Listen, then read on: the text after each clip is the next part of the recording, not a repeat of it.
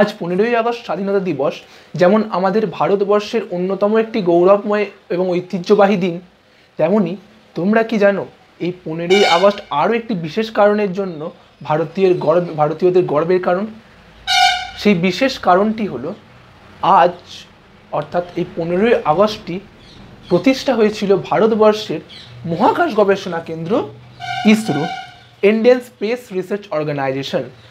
প্রায় 5 দশকেরও বেশি এই মহাকাশ গবেষণা কেন্দ্র আমাদের ভারতবর্ষকে বিশ্বের বিজ্ঞান এবং প্রযুক্তির জগতে অনেকটা উচ্চ সিংহাসনে উন্নীত করেছে। এই ইসরো প্রতিষ্ঠা হয়েছিল 1969 খ্রিস্টাব্দে 15ই আগস্ট। তারপর 1975 খ্রিস্টাব্দে বেশ কিছু মুষ্টিমেয় মানুষ, যেমন তার মধ্যে সর্বপ্রথমে আসে বিক্রম সারাভাই, অর্থাৎ যাকে বর্তমানে father of Indian space programme বলা হয়, সেই বিক্রম সারাভাই এবং তার সহযোগিতায় ছিলেন ডক্টর এপিজে আব্দুল কালাম, সতীশ ধাওয়ানের মতো বেশ কিছু মানুষ, মুষ্টিমেয় মানুষ। তাদের উদ্যোগে 1975 খ্রিস্টাব্দে ইসরো কর্তৃক প্রথম স্যাটেলাইট ছাড়া হয় সোভিয়েত রাশিয়ার সহায়তায়।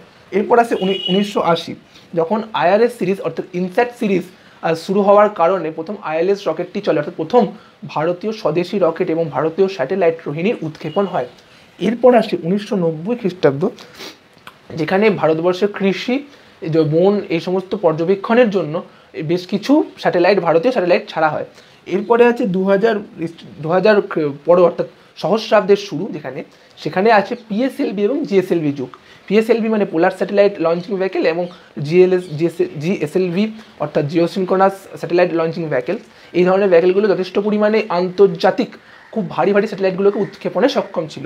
এরপর আছে 2008, যেখানে ভারতবর্ষ প্রথম চন্দ্রযান 1-এর মাধ্যমে ভারতের জলের অনুসন্ধান পায় চাঁদে, এবং 2014 ভারত প্রথম দেশ যে প্রথম প্রয়াসে মঙ্গলে পৌঁছায় মঙ্গলযানের থ্রু দিয়ে, এবং 2019 চন্দ্রযান 2, যেটা অবশেষে ব্যর্থই হয় বলা যায়, এবং 2023 সব থেকে বড় ভারতের চাঁদের দক্ষিণ মেরুতে অভিযান করে প্রথম আমাদের দেশ ভারতবর্ষ।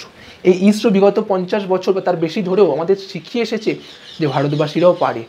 বিজ্ঞান ও প্রযুক্তির জগতে এরা একটা নাম করেছে। ইসরো আজ শুধুমাত্র ভারতের এক গবেষণা কেন্দ্র নয়, ইসরো ভারতের আত্মনির্ভরতার প্রতীক। ইসরো দেখিয়েছে সম্পদ সীমিত থাকলেও স্বপ্নের মাত্রা কখনো সীমিত থাকে না, স্বপ্ন থাকলে তা পূরণ হয়।